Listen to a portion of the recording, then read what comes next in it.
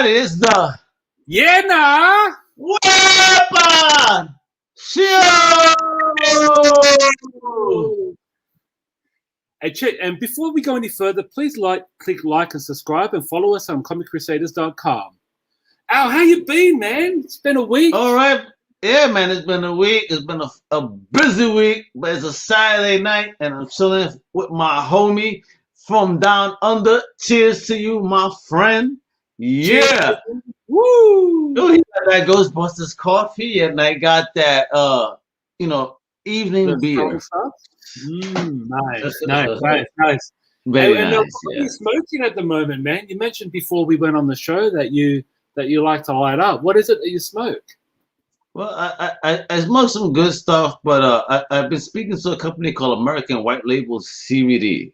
Let me tell you, they got some good stuff. So if you really want to get stuff at a wholesale cost, you really gotta check them out. American White Label CBD. You listen, right there, very simple. Follow American White Label on Twitter, AWLCBD. Okay, you can visit them at AmericanWhiteLabelCBD.com. Nice. And you'll get a taste of some real goodness. You know what I'm saying? So, you know who could tell you about that? The one and only Reno Noir from Six Element of Hip Hop. He could testify about that good stuff. And a shout out to my man right there. It's all about the ganja, and even he says, yo, it's all about the American White Label CBD. Wepa, that's right. Good to see you, boys. Thanks for joining us. And we are live, so there's no makeup or there's no editing involved. What you see now, exactly. Look at me. That's why my hair is a mess. I'm not wearing any makeup. And check this out. Six Element is smoking some American White Label CBD as we speak. Nice. What a way to actually show how awesome the brand is with an actual customer of the product. Yeah, absolutely. But yeah, man. So it's been a big week, as you mentioned, as you saw last week, how I brought up about that Facebook dispute with the Australian media. Well, they backflipped. So now Facebook clicked the like button to Australian media, and we are back in the game. They made an agreement with 7 West Media, the same company that had the agreement with Google. Yeah, yeah. So it's back on track now. So we brought it up last week. We put the thumbs down to Facebook, and now they've given us a thumb up. And and we'll see what happens, because this is a milestone moment, because with what's happened with Australia, a lot of other countries are going through the similar scenario where Facebook is sharing the news for free and not paying a cent to the actual distributors. So, but I mean, that's everywhere. So if that becomes something relevant in Australia, how's that going to happen then across the world? Would then Facebook need to pay my ass for my content? If you right. will. Well, it's just like YouTube. You think about the way that that YouTube get followers and subscribers. Those people were actually getting funds from YouTube, so it could be a similar situation. So let's hope that winds up being a good thing, and hopefully also leads to more truthful news, if you will. Yeah, exactly. Because we know it, man. Nowadays, it's a little bit crazy. And listen, look at Six Element of Hip Hop. His strain is called the Hulk. So, folks, if something happens to the world, like it starts breaking, that means he's turning into the world breaker Hulk, and it's a wrap. That's Six Element, You mentioned the size of his doobies. Could you imagine the Hulk smoking a blunt? The size of a Subway, 12-inch Subway. That's actually a good question. What's the size of the blunt to get Hulk or a Superman blunted? I mean, blunted. Oh, I don't know. Superman is... I don't know. I don't know. I would love to. I'd be like, yo. What I want to see is a comic book now, folks. I'm inspiring you guys. Free idea. Imagine a comic book where Superman meets Snoop Dogg because maybe he saved Snoop Dogg's life, and then Snoop Dogg says, "Yo, let me compensate you and treat you to some good stuff so you could finally relax, Superman. And Superman's like, no, I don't do this stuff, whatever. But winds Yeah. up taking the taste of the ganja. And now he has to traverse a world of different types to find what strain makes him high. Yeah, I think if they actually laced it with a little bit of kryptonite, just enough to actually Oh numb. shit! You think? Oh man, make Yeah. him high. What a Yo, laser. now you're gonna make him like Ultraman, bro, getting high on his own fucking kryptonite. Ultraman be a crackhead for that kryptonite, son. You seen that? Yeah, he be snoring that shit like Tony Montana. You seen the comics? He be crushing it like damn, son, bro. Yeah, that'll be funny. Yeah, but I don't want. I was Superman. I want to see him smoke, not snort. Mm. Yeah, definitely. You want to see him smoke. You want to see him chilled. Yeah, I don't want him snorting fucking. Can you imagine how Superman snorting that? I mean, again, that he turns into Ultraman. That's crazy. Mm. Yeah, that'll be pretty messed up. Yeah, but absolutely, man. With the Australia now, you know, y'all getting paid, y'all news outlets. That's awesome. Yeah, definitely. And other big news as well, man. The Big Show is going elite. I mean, the Big Show, the one only Paul Wright, son. Yeah. What the hell is going on here? I think you might have closed it. Yeah. So with the Big Show joining AEW, he'll be on there as a color commentator, you know, maybe even a mainstream commentator. But this is actually he's gonna be a wrestler. He's gonna come into the fights. I say 20 years in WWE. Wow, I didn't even understand he was there for 20 years, bro. Yeah, he was. He started in '99. Like, I remember him leaving WCW. And I think when he was in WCW, he was a big deal because he was their biggest athlete. And for his size, he was very agile. And not was. Yeah, like he's dead. Hmm? He is very agile. Yeah, for someone who can be, you know, jackhammered by Goldberg, he can get up there. He can get vertical. Goldberg is a clown. He's the one move clown, and even I would just, you know, if Goldberg came with that shit to me, I would give him the Mega clothesline, and it's a wrap, bro. Give me your charge, son. Goldberg, you a clown, son. Comic Crusaders is after you, Goldberg. You know what? The first person that'll fight you is Dodgy, and then after Dodgy, I'll step in. Yeah, I'll get my ass kicked. Yeah. Okay. You went off of me. That's all. He's a one-trick pony.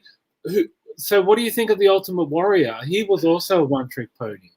Yeah, but the Ultimate Warrior was fun, and he had the personality.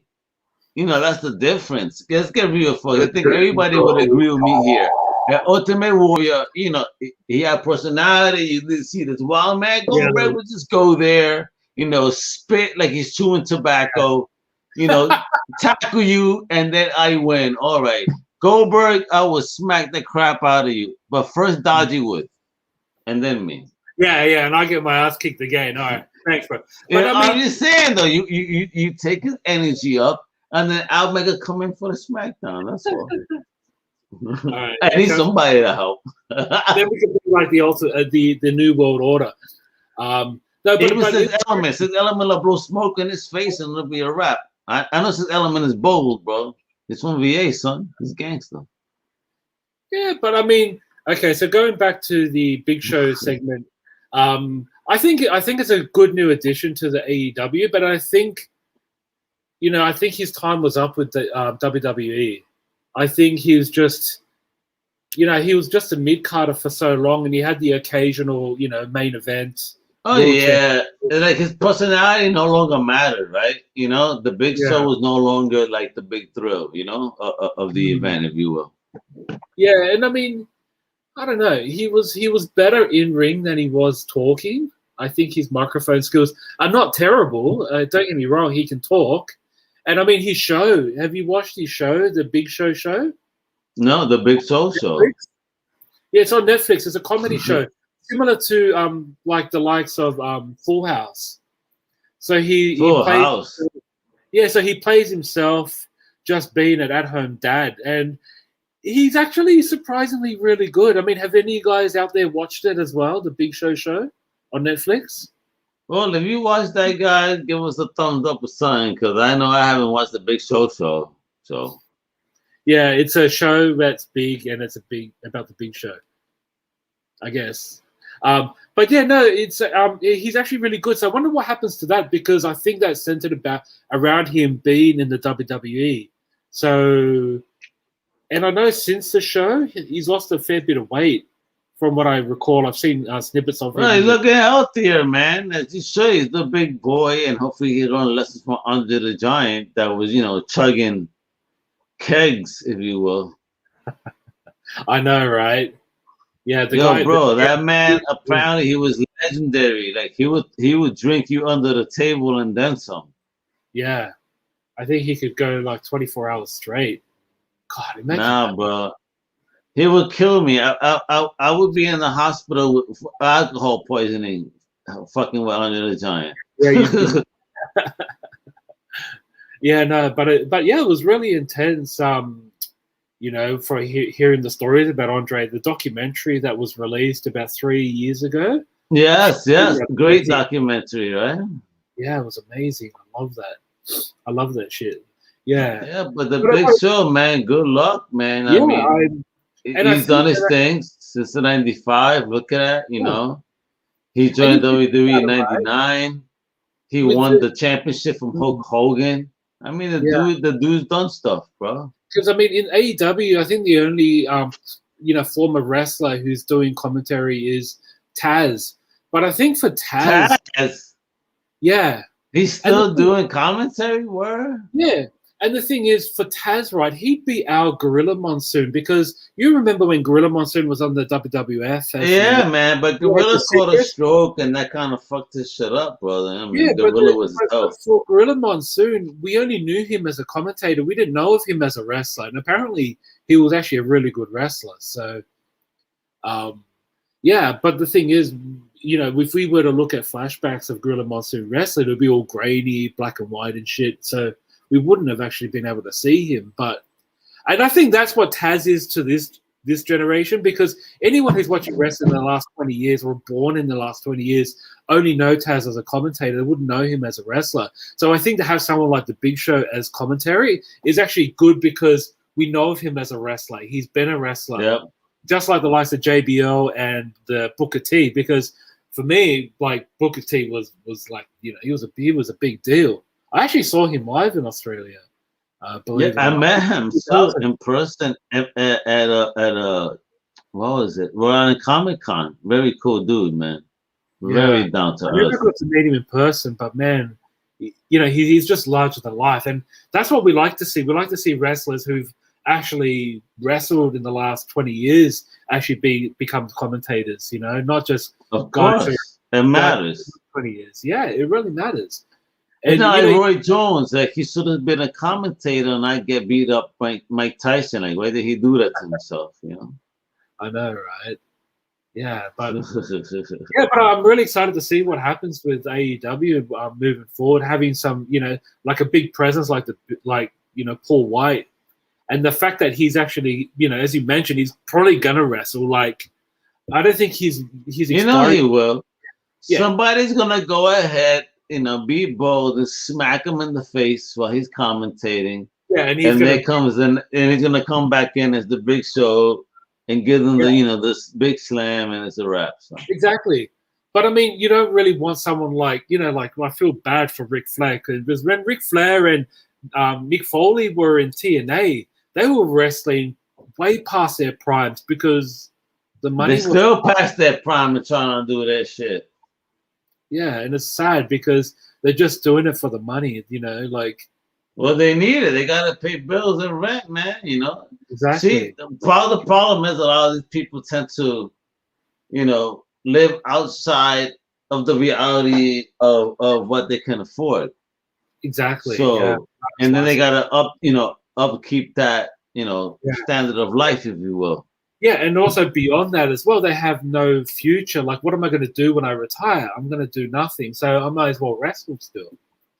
Right, exactly. Let me get my ass beat up, my old ass, until my back breaks and I really can't do shit. Yeah, exactly. Yeah, that's Yeah. what it is, man. That's La Vida Locus, bro. La Vida Locus. Mm-hmm. Cheers to the Vida Locus. Cheers, big ears. All And right, look, so Dodgy, you're gonna give this away today, but you tell oh me when. really? Yeah, look Woo! at look at Okay, this. so it's gonna Look be at the this lucky store pop. factor. They're gonna be Is it- popping. Yeah, exactly. It's gonna be popping, but I need people to comment and chat with us as we hang out tonight, and then Right? whoever's comments I like, yeah, I'm gonna get this. So all I need is your, follow us at Comic Crusaders on Twitter or Instagram or Facebook, and then Hmm. just DM us with your Addy, So and what I'll version send you of this four bad is boy. that? Well, I can't really see it from that angle, but what version is it? Look, this is from the Avengers movie, Oh, okay. Endgame. number 452. Yeah. Nice.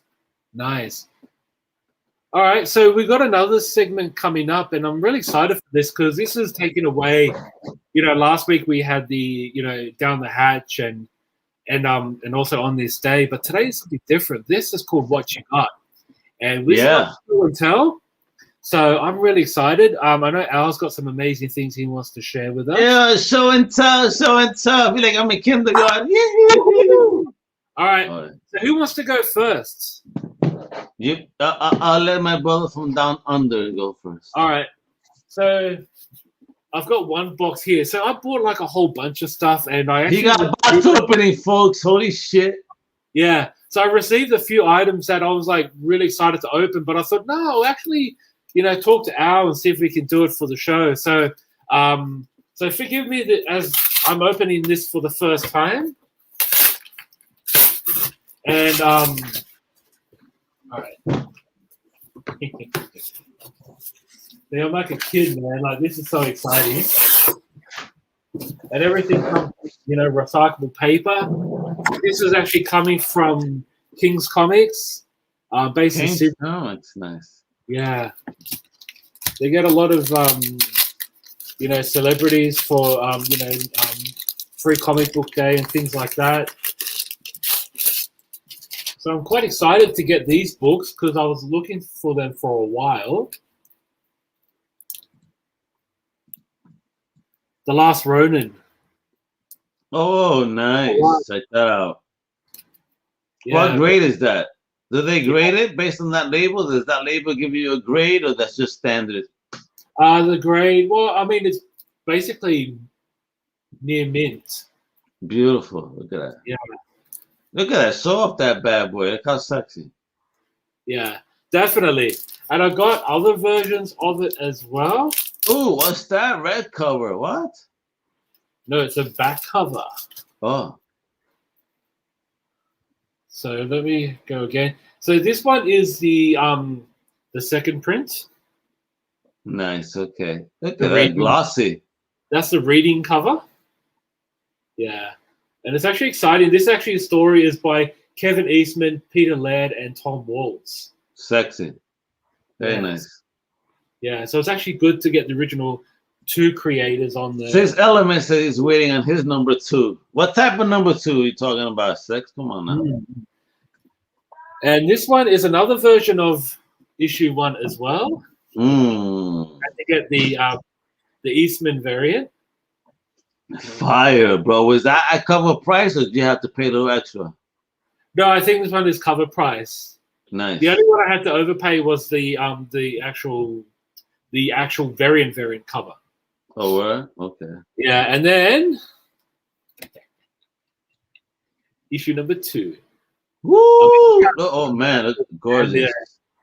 Yeah, Raph looks pretty amazing in this cover. Is that an oversized book? I haven't picked those up.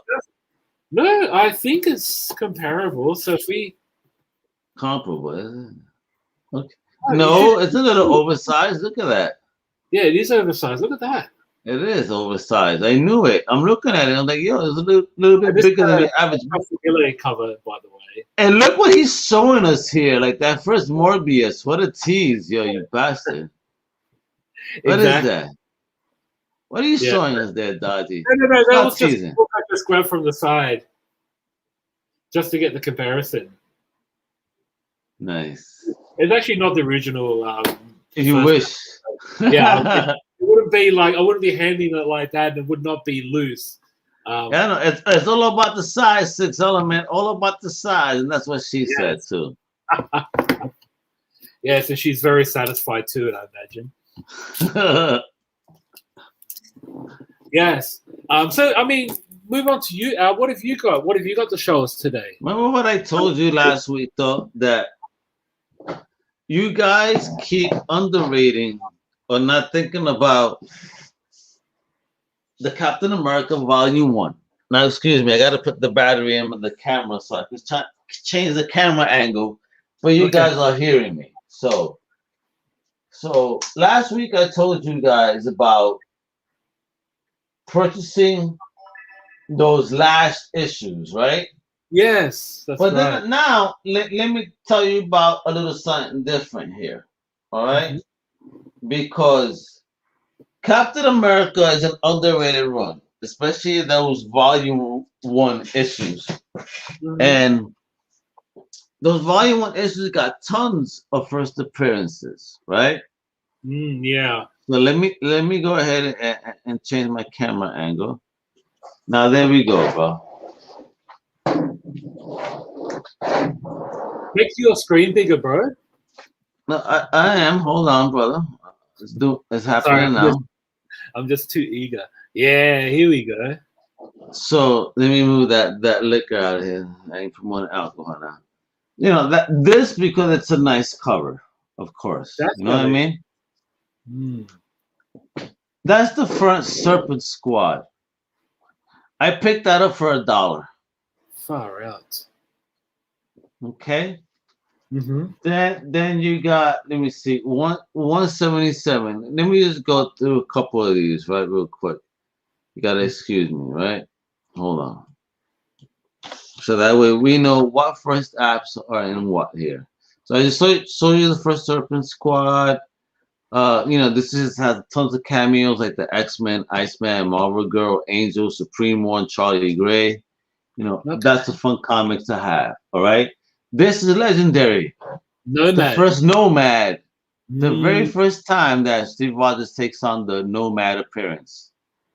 Yes, with the open shirt, with the open chest. Yeah, of course, 70s styles, all sexy. But a great first app. I picked this up for $5. $5, nice. If you believe it. Who was the artist during that time? You know what? I'll go ahead and open it. This is my baby. So I ain't selling this. Like I said, guys, I'm keeping certain things. This Captain America stuff is stuff that I will keep. So right here, oh shit, it's Sal Buscema. Ooh, really? Yeah. So first place, Sal Buscema, yo. Okay, and who was the writer? And the writer is Steve Englehart. Nice. So legends behind it. Legends. Yeah, I mean, and look, this is a beautiful copy of the book. Yeah, nice. White pages too. Very nice. Very nice. And sorry, I forgot to ask, what year was that? Oh man, hold on. This was a 25-cent cover. This is issue number 180, right? And this was the year, 1974. Oh shit! Really? Yes, sir. This is do you know what this is?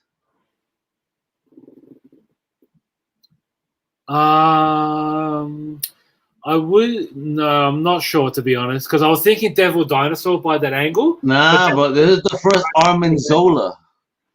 Armin Zola, really? And here, I bought this for $2. Shit.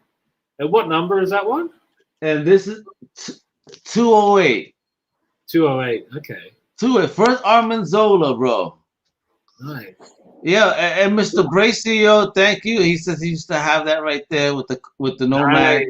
Hey, Bracy! Yeah, man. Yeah, Yeah, and bro. right here, this is the first Android Captain America. That's a beautiful cover, man. It is. And that's probably the other things about these older issues of Cap, man. You know, the artists will really, do some awesome artwork. Mm. Yeah, but they just weren't the big names, like. But definitely legends. This is the first app of the Sultan. Nice. This dude right here, look how cheesy he looks. But hey, it's a nemesis. Exactly. Their nemesis need to be cheesy. Oh, Team America. Really? Yeah, Team Oh, America first appearance. You that was a got it. toy line. That was a toy line. I think introduced by Bill Mantlo. Yeah. Was he the writer back then? On this one, let's see. I'm excited to see who the writer was. My daughter made some banana cake and is really banging right now. Oh, really? My wife. Oh. I wish I could ship it to you, Dodgy, but unfortunately we cannot. And Dodgy, I'm going through a nightmare here with the tape.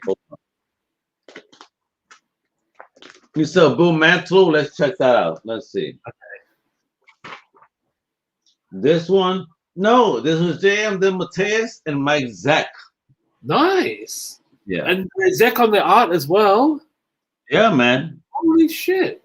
And that's the first Team America. So I'm happy you recognize that. Yeah, definitely. Yeah, it was a toy line, just like Rom Space Knight and the Micronauts. And now this is a legendary cover. Again, also Captain America. This is the first Vermin. Oh shit! Really? And if you remember Vermin from that very infamous, Craven story. Let me guess. Mateus as well as Zach on this one as well. Yeah, well, that's the Zach cover. Vermin in the, what was it? The Craven's Last Stand or Hunt. J. Mateus and Zach once again. Woo! On this one, and this is the first appearance of Vermin.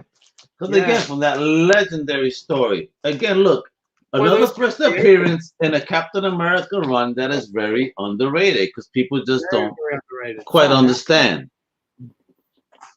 Iconic cover here. Another gorgeous cover. And to go further, check this out.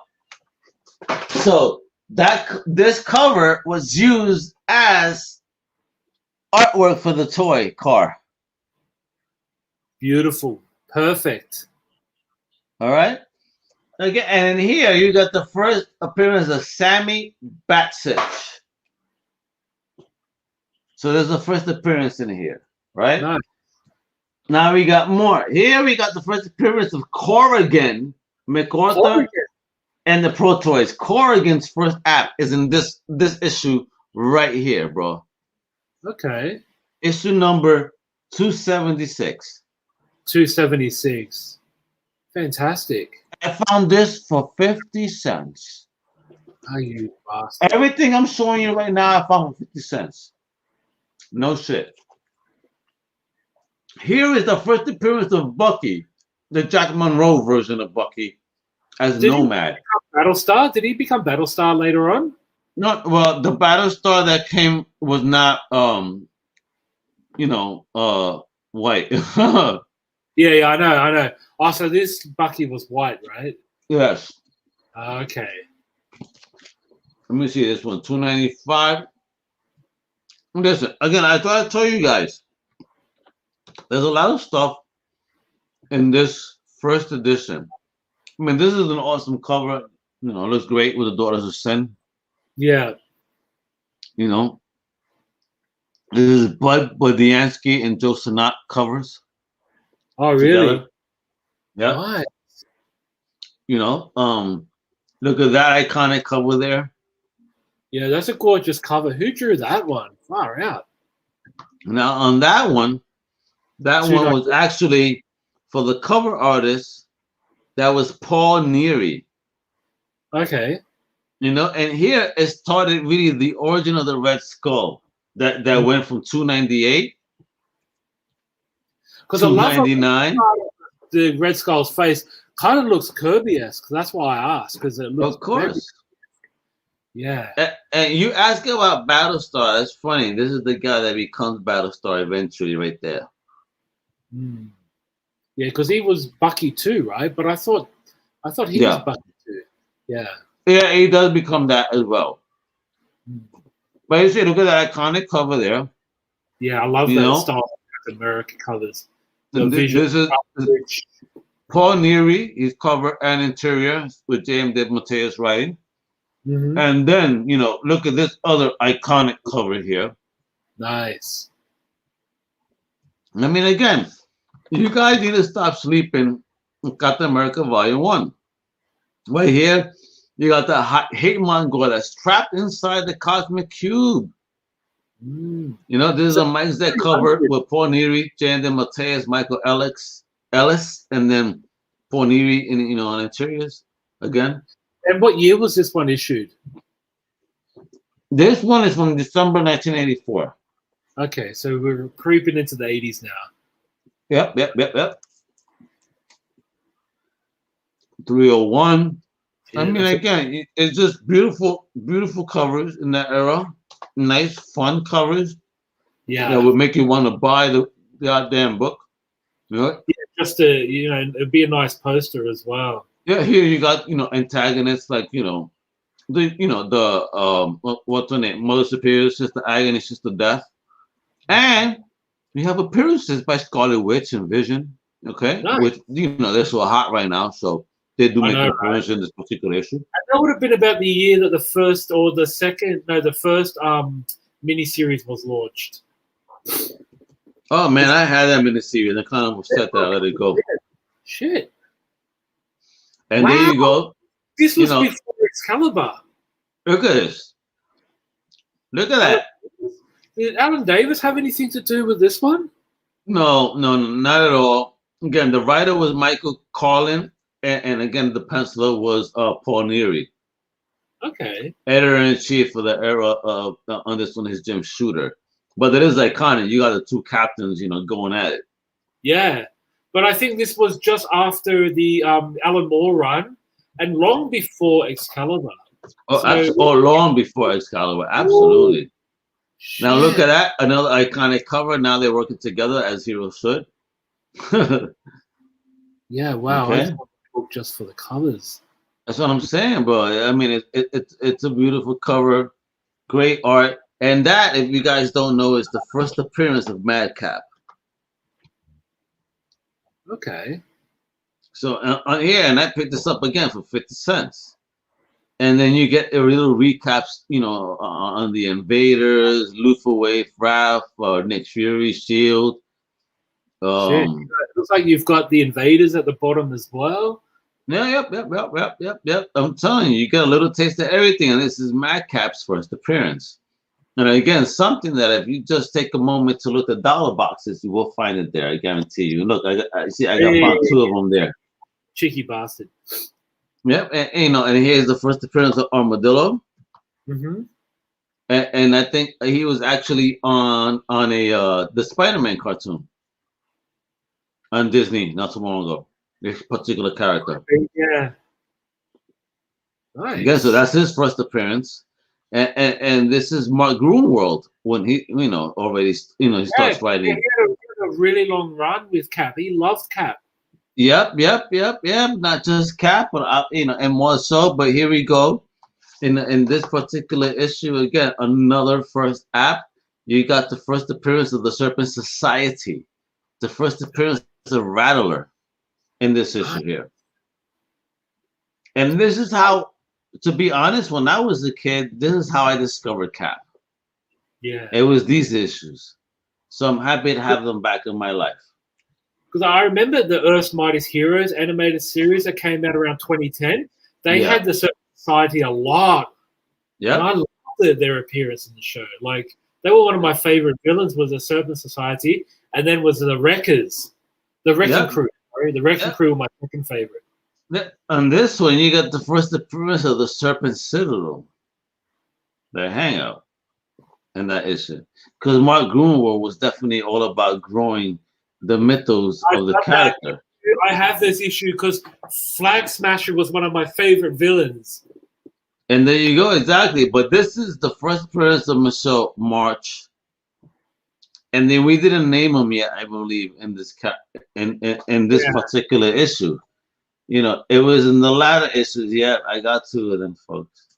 Yeah. Hit me up if you want it, bro. Let me know. Let me know. If you get duplicates, get the newsstand version as well, because newsstand is hot.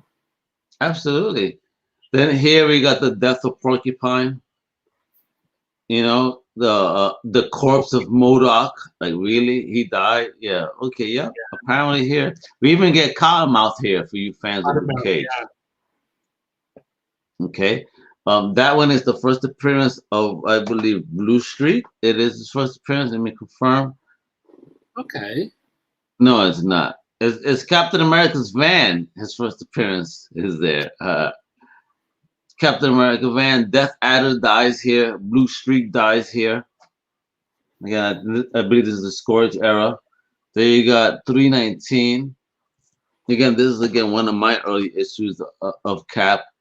So you know, Firebrand dies here. Death Adder dies here. Cheetah, Commander Kraken, Cyclone, Food Killer. I mean, yo, this dude like kills mad villains in this one issue. Like if you want, yeah, bro.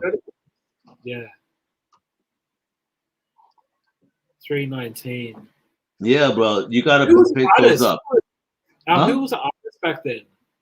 On that one, that was Paul Neary teamed up with the writer Mark Gruenwald, because Gruenwald is was a legend, a monster. Again, if you know the story, you know he has his blood mixed in with the ink for the Squadron Supreme Volume 1 graphic novel. And here you get to understand who Scourge is. He dies here. You get the first appearance of the second Scourge just via voice. I mean, more story here, right? And come on, man, this is a fucking iconic effing cover. Yeah, that's a nice cover, man. That's kind of a cover you expect to see from a Punisher issue, not a Captain America issue. Yeah, and this is the first issue of Ultimatum. This is when Flag Smasher joins the team, and Vladimir Korda dies. Also, Holly Riddler probably comes into the future, shows up here. And here is much more of the more formal first appearance, if you will, of Flag Smasher than most people want, prefer. 322. Yep. And obviously two of those bad boys, because I'm a sicko. Nice. I love that cover. And obviously this classic cover with the iconic border from back in the day. But here is when you get the first appearance of Super Patriot. All right, Super Patriot's first appearance. See again, like yes, sir. I got more. If you want it, let me know, bro. Let me know. Don't be shy. Again, I wanted to just prove to Dodgy that this run you could get all these first appearances very low cost, 50 cents. The first appearance of a character named Slug right here.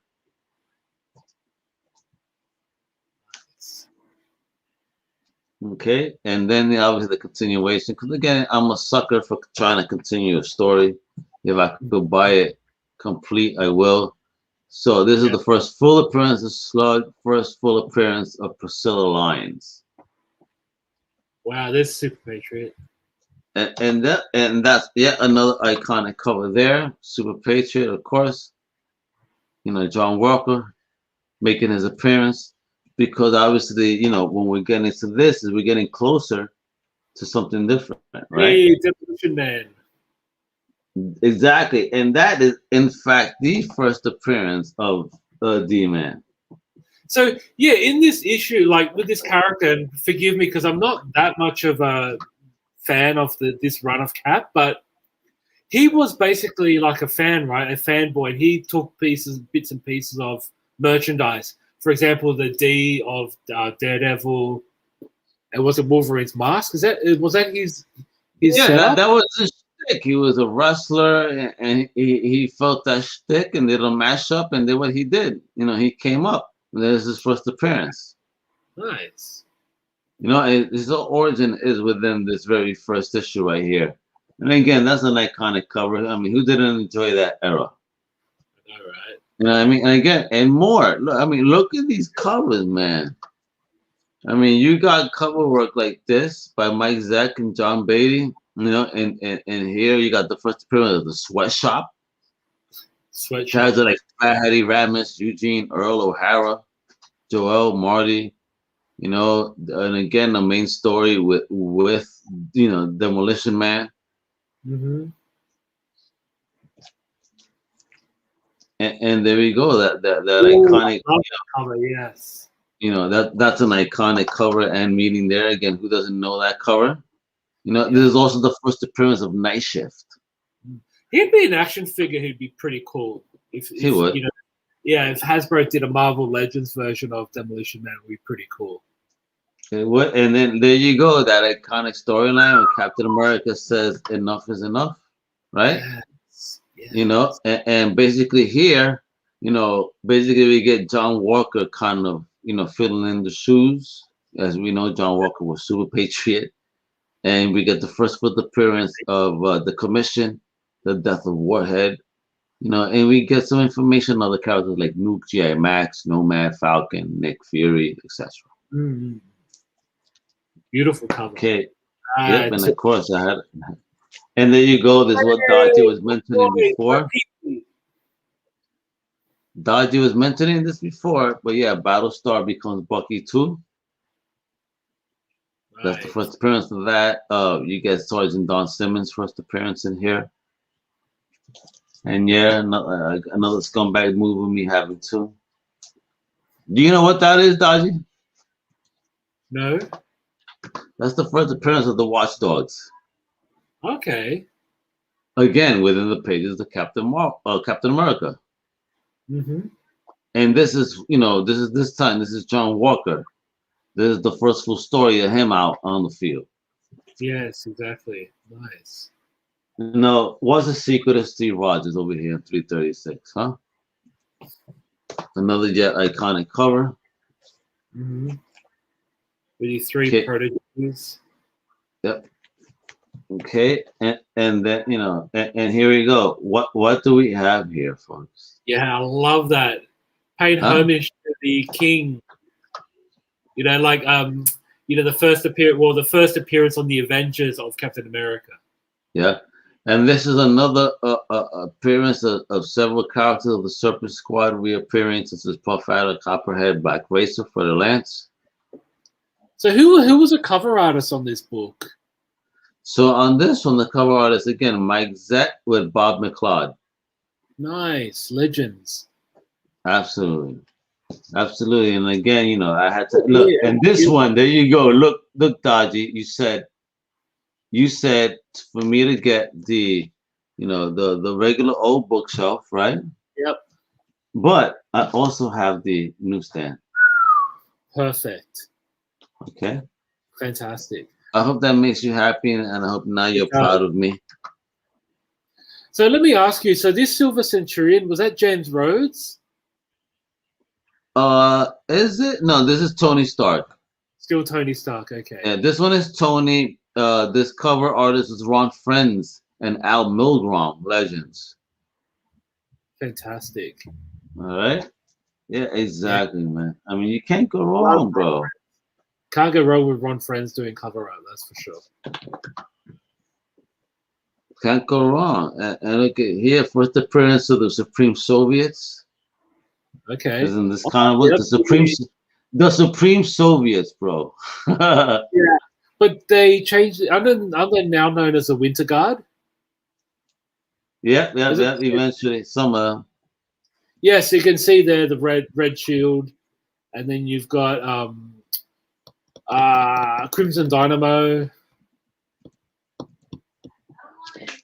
Is that what you got there? Oh shit! Now look at that cover. Now that's an iconic cover. Yeah, it's one of my favorites, I must say.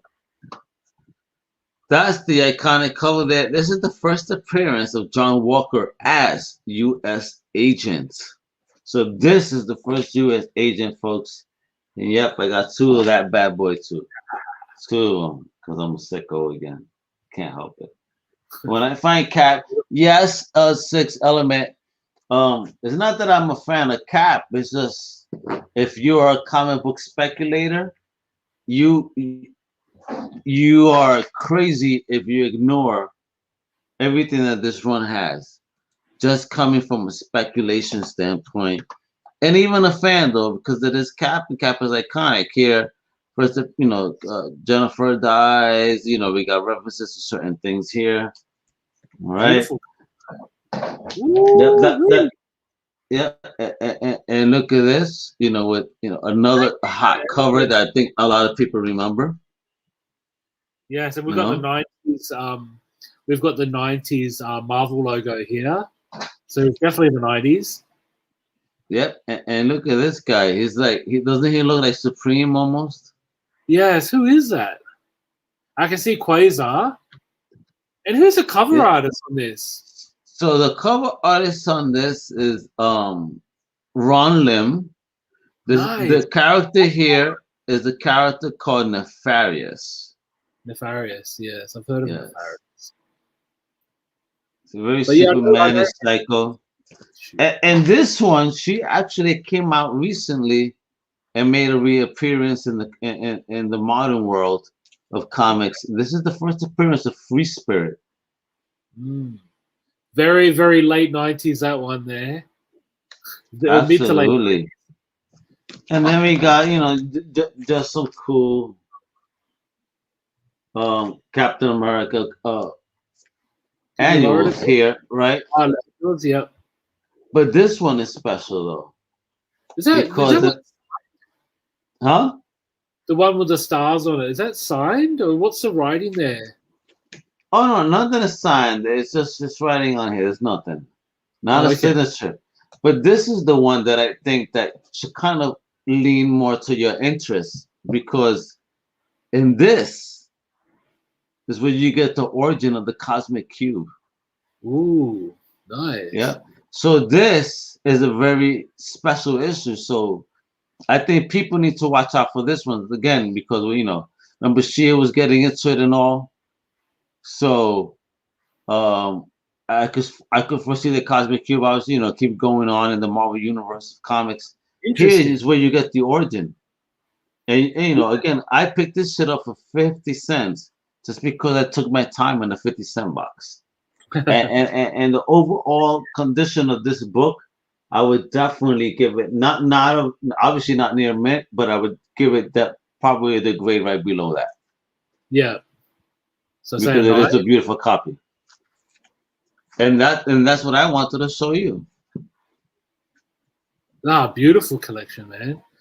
And I have more, a whole lot more. Of course, I don't think we've got a 12-hour show for everything else. So what I'll do, I'll show you what I got from another store. So this is the big box from Pop Culture. So Pop Culture Collectibles. It's like pretty much our version of Big Bad Toy Store. Okay. Let's Dubai. Oh my gosh. Let's see.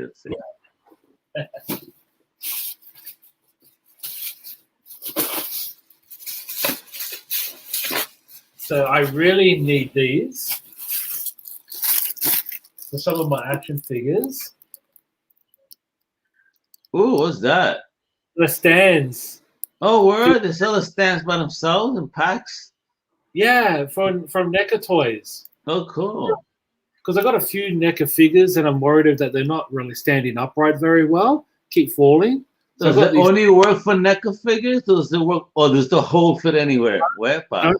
Don't know yet. So I'm excited to see if it works for everything, but definitely I'm excited just for my NECA figures. That sounds so dirty. Does it fit everywhere? But 2 packs. All right. That is cool though. Let me know, because I definitely could use some of my own figures. I actually didn't realize this would be so fucking big. But have you Cyberpunk 2077? No, I have not played, but I know of it. Yes. Yeah, I mean the game is good, and I mean if anyone's out there who has played it and thinks it should. For what platform? I play it on Xbox One X, but Okay. the game has bugs, like no doubt about it. It is very disruptive at times, but the actual overall gameplay is fun, and the cinematic roleplay in it is fucking off the charts, man. Such a great game. And this is Johnny Silverhand, who's played by none other than Keanu Reeves. Gotcha. So yeah, I actually thought I was just getting the action figure. I didn't realize I was getting like a statue. That's So nice though. Island toys, man. That is nice though, because Keanu's other comic from Boom Studio comes out this week too, Berserker. Berserker, I know. I just got. Are you all over it like white on rice or what? Absolutely, bro. I jumped on Kickstarter, and I'm also waiting for my comic book shop's version to come out as well. This is made by McFarlane Toys, so this McFarlane statue. Wepa, gorgeous. Yeah, pretty nice, man. And I also got another. Looks like it's another statue. And I mean, I was a fan, and then I became not a fan. But then when I started to watch after season 8 and into season 9, I became a fan again. The Walking Dead. Oh, nice. Oh, look at that. Nice. This motherfucker. If anyone has stopped and wanted to and is thinking about rewatching, watch it from season 9, because Angela Kang, who took over the show, is doing shit off the fucking charts, man. Like, I binge watched the shit out of season 9 and 10. It was so good. Did you watch the new episode already? Not yet. I'm looking forward to it. Let me tell you all about it. No, I'm fine. No, I'm fine, bro. Thank you. I don't need that. But definitely. That is nice. Look at this. Yeah, it's a nice statue as well. And also, I thought I wouldn't be able to get my hands on one, and I finally did. Dun, dun, dun. Oh, nice. Multiverse Batman number 1000. Nice. Really wanted to get the, Neil Adams copy, the blue and the blue with the gray. But anyway, I'm happy I got the current, the Jim Lee version of it. That's very nice, bro. Yeah, man, I'm so excited to get this bad boy. I thought I would never get one, and I found it. I was like, holy shit, they actually have it. So I grabbed that. So thank you, Pop Culture. I love my collection. And now shout out to Pop Culture. Yeah. Definitely. And that's with the A at the end. Not the U. Pop Culture. Culture. Like in Boston, no H though. Yeah, exactly. Or like in Australia. we have really low R's as well. Just like what are you opening now? Another box? So look right here. Listen. So this guy says here, Mr. Bracey, reasons in Cyberpunk is fitting after doing films like Johnny Mnemonic and The Matrix. Yes, absolutely, and he makes the game fun too. And he's not apologetic either. I love it. So this shouldn't be. No, definitely not. So this look at that with this bubble wrap. My cat will blow all of those up. I know. My cat is like looking at it as well, salivating. Oh yeah. My cat loves bubble wrap. Why? What? Dodgy, before you showed me that, what are the cat's obsession with bubble fucking wrap? Like now, I have no packaging material because she comes into the garage and like blows up all my bubbles. Okay, I'm really excited, bro. What I got? Red Sun. Oh, nice. Yes. Oh, Dodgy, did you see my Red Sun? You got Red Sun as well? No, check this out. Well, I interviewed the executive producer of the Puerto Rico Comic Con. Check that out on Comic Crusaders, right? They blessed me with their book bag idea called the Hero System. Check it out on Comic Crusaders. It's a backpack designed for comic book and collectors of toys. But in Puerto Rico Comic Con 2019, they had a diamond exclusive. Okay. Holy shit, Vinny mates. Yep, and check this out right there. Look. Exclusive. Yeah, you don't want to take that out. No way. That's fantastic, man. That's beautiful. And look how cool it looks. You see the different. My wife's like, I saw Red Sun before. Like, yeah, but his cape wasn't curved like that. That's the difference. Because And he does look pretty cool. Like you think of the old Soviet jackets that they wore, that the generals wore or the leaders wore. Even they wore capes at times. Well, that's what it looks like. Yeah. Kind of like, it's not designed to be flowing. It's designed to be something like a Darth Vader type cape. Yeah. So I'll show you what else I got. Ooh. That is a dope figure, though. I had that in my hands. Good job, Dodgy. Thanks, bro. So you can't take the grin off my face. Oh, nice, son. Really? Yeah. From NECA Toys. I actually just wanted a shredder, like from the cartoon. Nice. Yeah, so I'm really excited to get this out of the box. Are you gonna get the rest of the turtles now? See, that's the thing. I really only wanted the shredder, so I'm kind of tempted now, especially with the foot soldiers. You got Mikey and Raph who come with the foot soldiers. Yeah, man. Yeah. Oh, dude, cool. Check that out. Yeah, and I love the fact that it looks like Shredder's got like a little mobile phone here. He got Sully to call his lady and be like, "Hey, the turtles are fucking me up." Krang. So he's actually calling Krang he. Krang. Yeah, Krang on these it looks like what our current phones look like with with FaceTime and I like the packaging on that. Very nice. Yeah, beautiful packaging. It has that almost like the turtle wagon type of feel. You got the green at the on the roof. Yeah. And the yellow wraparound. It's beautiful. So I'm really excited to get this out by NECA Toys. You gonna take it out the box? I will. Yeah. Like these here, I'm gonna take out. Like these are not gonna be stuck in the box. So yep. What is that? Comicshop.net. This is basically my books that I ordered. So I have a pull list with them. So I'm excited to see what I got because most of these books here I read. And I mean, if anyone has any ideas or any suggestions or any feedback, please shout out. What you got? What you got? Shit, this is something I wanted to pick up.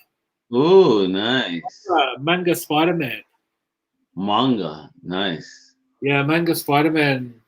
Men.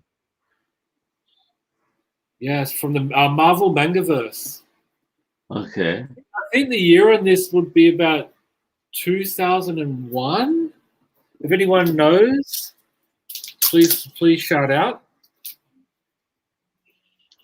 Very nice. But yeah, it is 2002. And it's been lettered by Richard Stark. Oh, nice. And he's like a big time writer. Yes, he is. But his lettering was, something that he was instrumental with, especially in the late 90s. Image used a lot of his writing, or his lettering. Lettering. Yep, and he's doing, I believe, work on the book Elephant Men right now. Yes. Yeah, it's a beautiful book. It is. What else you got, bro? This is the die-cut version of the Manga Spider-Man. Oh, that's nice. And it's got a die-cut cover, so it's it's like that 90s that 90s trend. Aha! So the cat found the box. He couldn't help himself. Of course, that's cats. Exactly. See? Ooh. It actually. Oh wait, I did have it upside down. Yes, you did. Very nice. Ooh, check that out. Cool. Yeah. Shit. It feels like a 90s gimmick book. Yes, definitely. All right, so let's see what else I got in my pull list. It's kind of exciting because I just told them what I want, so I don't actually know what I'm getting. They just send me shit. Dodgy doesn't know what he's paying for. He just gets stuff. Yes, exactly. So I've got Fantastic Four number 29. That's a nice cover, though. Hold on. Let's put you on the big screen. I'm sorry. There you go. Hold on. It's a beautiful Nice. cover with Johnny Storm. Did you just fart, bro? Flame on. Talk about flaming on, bro. Exactly. This is a beautiful cover too. EXO. Hell yeah, yo. What do you think about, I see you wearing a Valiant shirt. What do you think about the current Valiant books, and do you think that code would affect the Valiant in a negative way with the story progression? I think it slowed down the storytelling. Yeah, I think so. Look, I mean, I think Bloodshot, it's okay. I kind of miss the Kind version of it. I think Kind did a better version of but bro, the previous series of EXO, oh my fucking god, that was off the charts. Of course. Brilliant.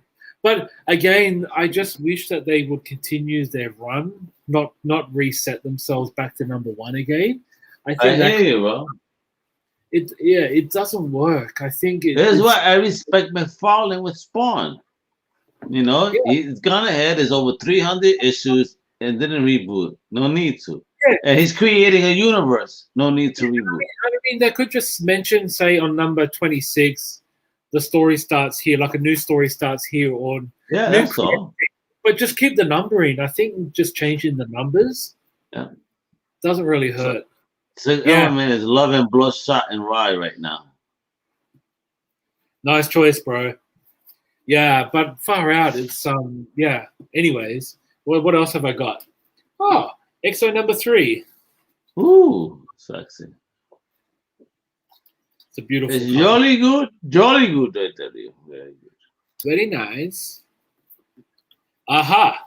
And where else would I be without another TMNT? Oh, nice. I haven't really. I have to restart again from number 101. So, damn. Yeah, so I've got a bit of catching up to do. And another amazing. Oh, nice. Who's the cover artist on this one? That is nice stuff. It looks like Bagley. I can't work. It doesn't look like his signature though. Oh, it is too Bagley. Bagley, John Dell, and Nathan Fairburn. Nice. And another, Miles. That's a nice looking cover. It is. Bro, I saw that on a bid. I don't know if you saw the Comic Crusaders Discord chat, but a first appearance of Miles, like a 9.8, went for 20K. That's 20K, bro. And I should have got it. 20K. I have that, and I have the sealed version. Really? Like, should I get this shit graded? Shit, could I get 20K for it? Damn. Nice. Oh, Joe! Yes. I mean, I'm still. Although they killed my Snake Eyes, motherfuckers. Yeah, I know, right? Ooh. Yeah, but they got the new Snake Eyes Dawn. I had someone recently purchased the first appearances of Dawn. Made some good money on that bad boy. You want to have a guess who the artist is in this book? You have a No. It's a legacy artist. Paris. No, OG G.I. Joe artist.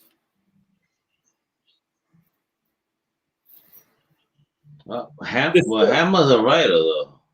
No, of course, Hammer is the writer. All right, I'll reveal it. So it's Larry Hammer, writer, Herb Trimpe as pencils, oh shit, Bob McCloud as inks, and colors by Glynis Wein. Jesus Christ. Yeah, and the original editor is Tom DeFalco. But yeah, Dodgy! Yo. Are you gonna pick up the milestone stuff? Did you hear? They finally announced it. What's that? the milestone books. We're gonna get some icons, some rockets, some hardware, some new static. Oh shit! Yeah, Did for you sure. hear about it? I've been hearing stuff for years, bro, but I haven't really seen It's anything. official. The digital number 0 came out today on digital. It's gonna hit comic shops in March on a floppy format, Nice.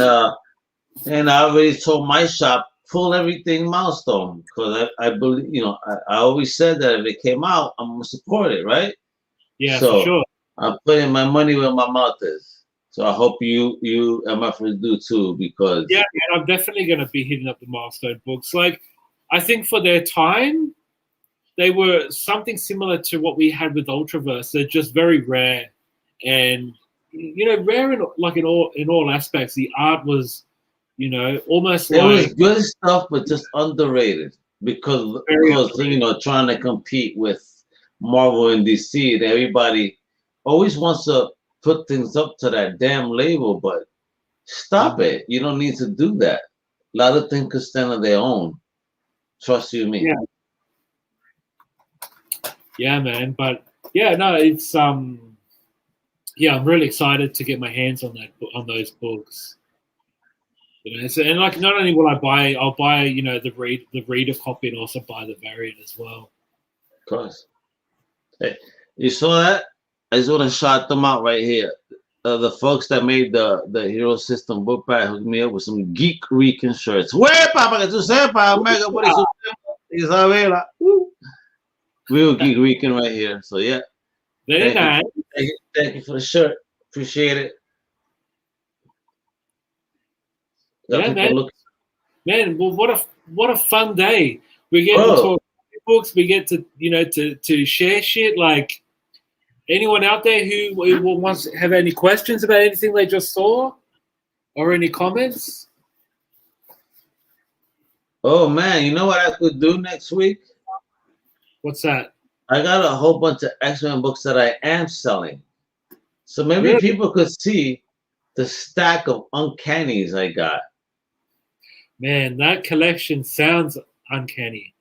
It is. It's a nice little collection. It's small, but major appearances on what's there. At least that's key now.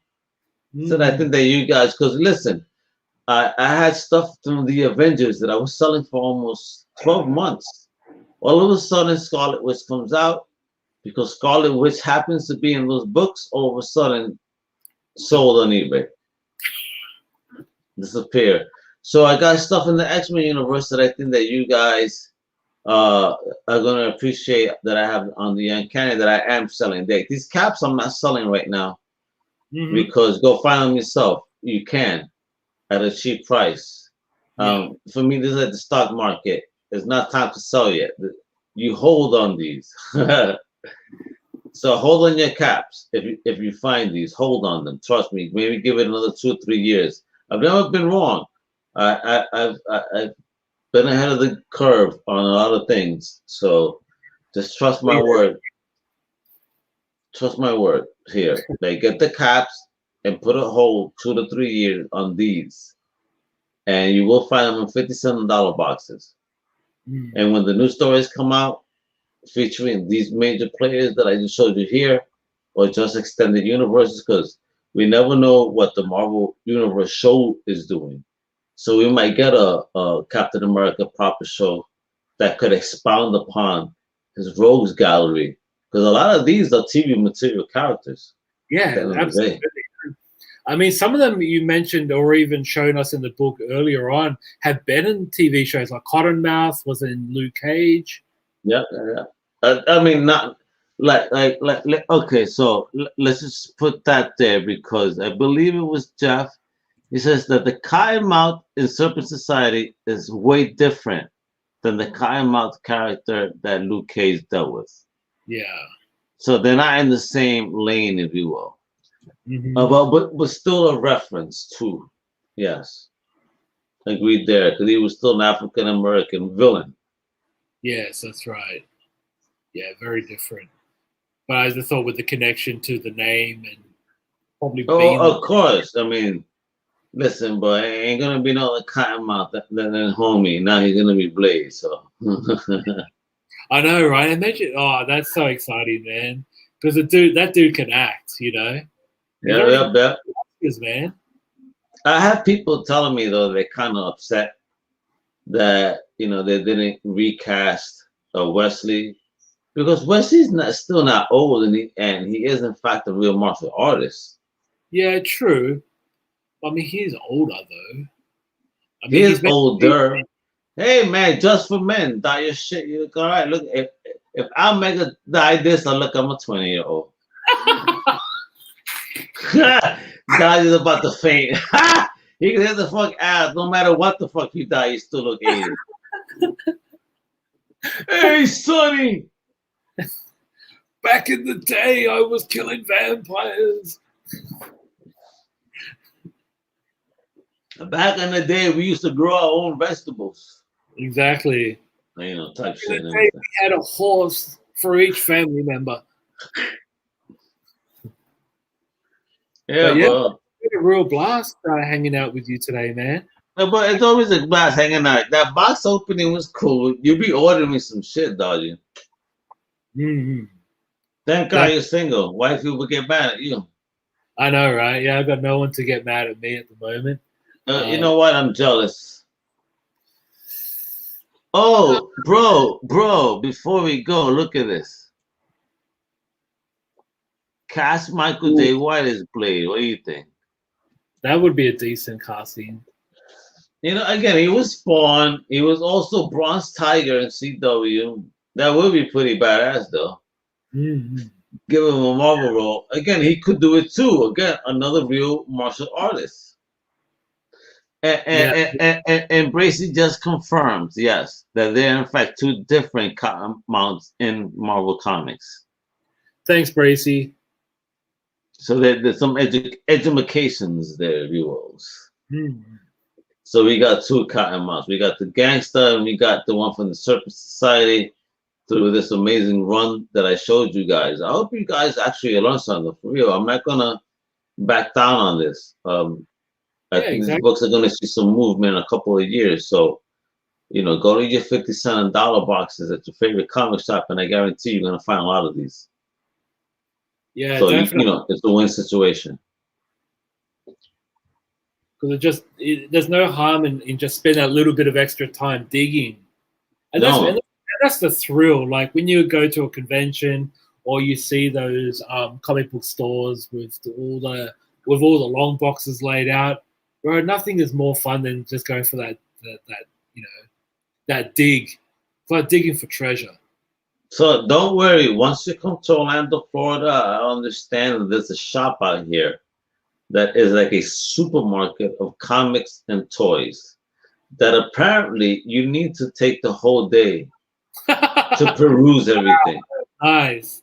That sounds like my cup of tea. Yeah, so hopefully when you get down here, we could go out there and spend our money and get our wives mad at us. Oh, well, at least my wife will be mad at me. Yeah, exactly.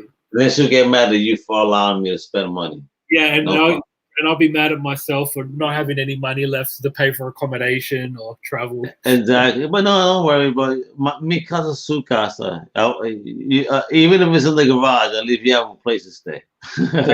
Appreciate that. And look at that. Six Element agrees that Jay White would, in fact, make a very decent Blade. Yeah, he would. Why not? Definitely.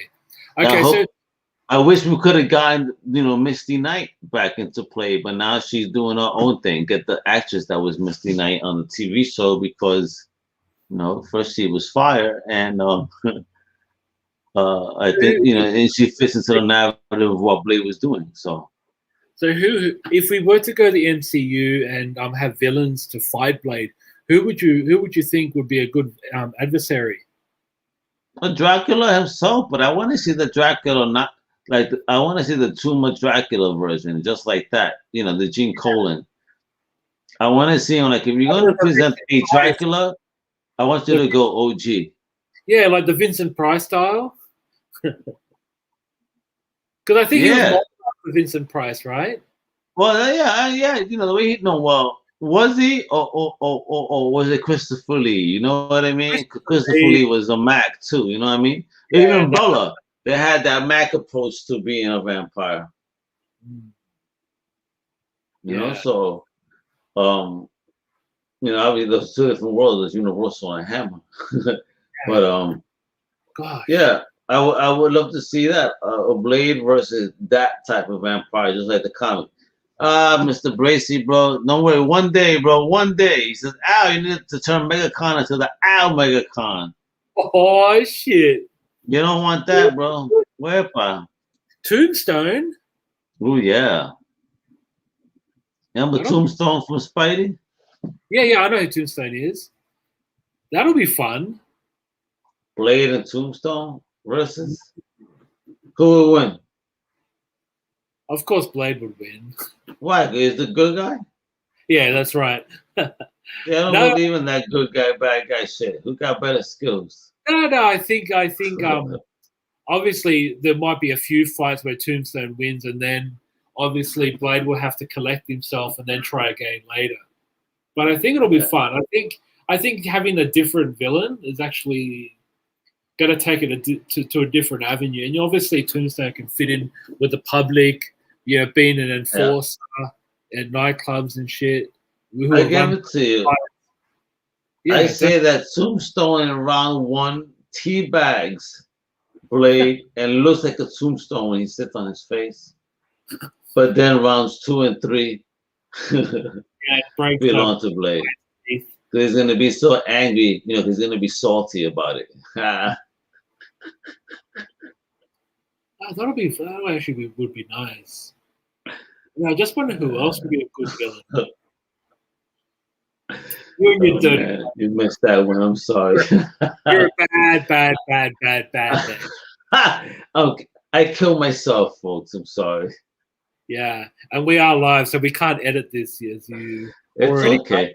What are we doing? This is not for children. Anyway, if children are watching this, shame on you, kiddies. Shame on you. You better give me like 10 Hail Marys or something. Okay. So, yes, you mentioned before, Al, we have the, we have that prize that you're looking to give out. Who do you think can come up with the best mentions or the best post today? Well, today, I know he's a fellow team member, but he's been very present. He's been chatting with us all day. He's been here. So you know what? Maybe he'll give this to one of his kiddies or something. So I want to award my Thor to Mr. Bracy. Woo! Congrats! Bracy, just send me your address. You know where to DM me at. So just DM me, and I'm gonna send you to the Thor figure Funko right here. Check this out. Hey Bracy, you got to give us a speech. Give us a short sentence. Something, a comment. But this is your Thor. For Thor's Day.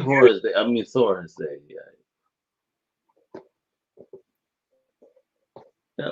People that watch you win. It doesn't matter. Look at that. Look at that. So Gallman says he's in the building, but he's won so many things already. Sixth Element is the champion right now, wins.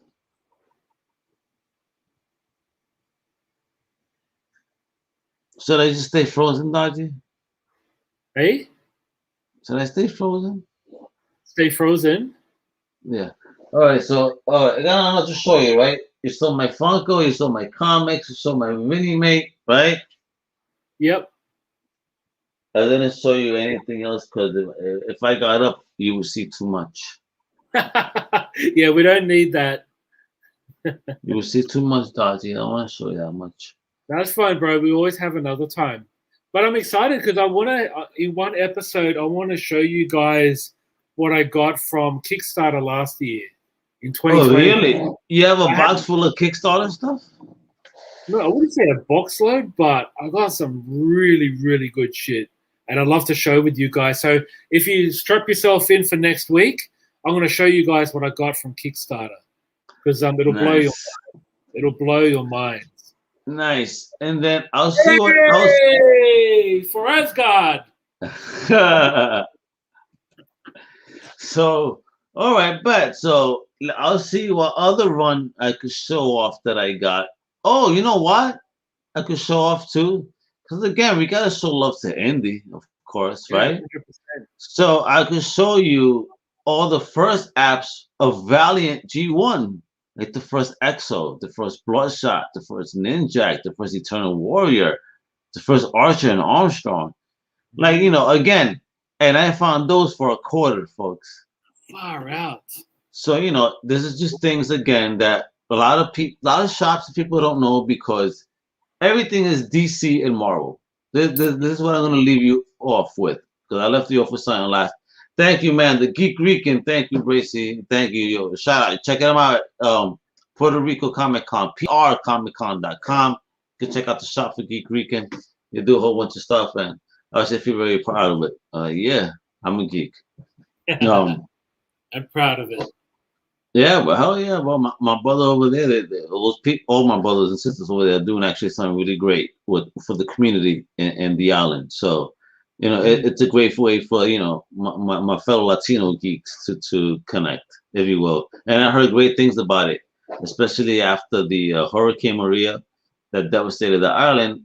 When that show came back, they got numbers above expectation, which is great. That people needed to do something and that people connected, having to do something with the connection with the Comic Con. So, finding that connection through geekdom, if you will, and fandom is a beautiful thing because again, we don't need to be fighting and bullshitting one another. Let's just connect with the things that we love. And in there we're gonna find some peace for real. Well said. All right, my brother. So I can't wait, bro. Next week we got some more shit popping. I know I'm gonna pull out my Valiants.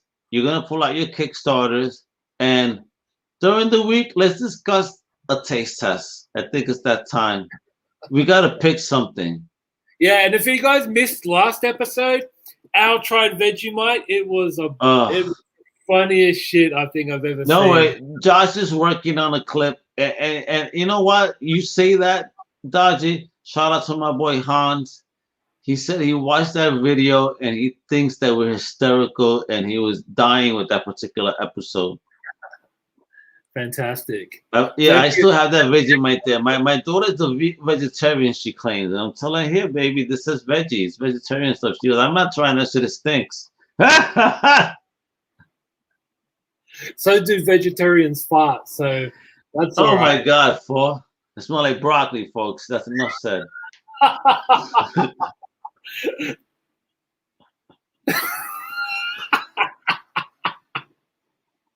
All right, guys. Thank you so much for joining us. Please, if you didn't watch earlier on, please click like and subscribe. You'll see more from Comic Crusaders. Also, check us out on comiccrusaders.com and follow us on all social media platforms. And now it's the end of the Yena Wepa show. Until next weekend, mi gente. All right, peace. Thank you. We hope you've enjoyed this Comic Crusaders production. For real-time news on all things pop culture, please feel free to follow us on social media. For articles, original content, merchandise, and more, please go to www.comiccrusaders.com. Also follow along with all of the websites of the Comic Crusaders family. As always, if you like this content, please click like and subscribe to the Comic Crusaders YouTube channel.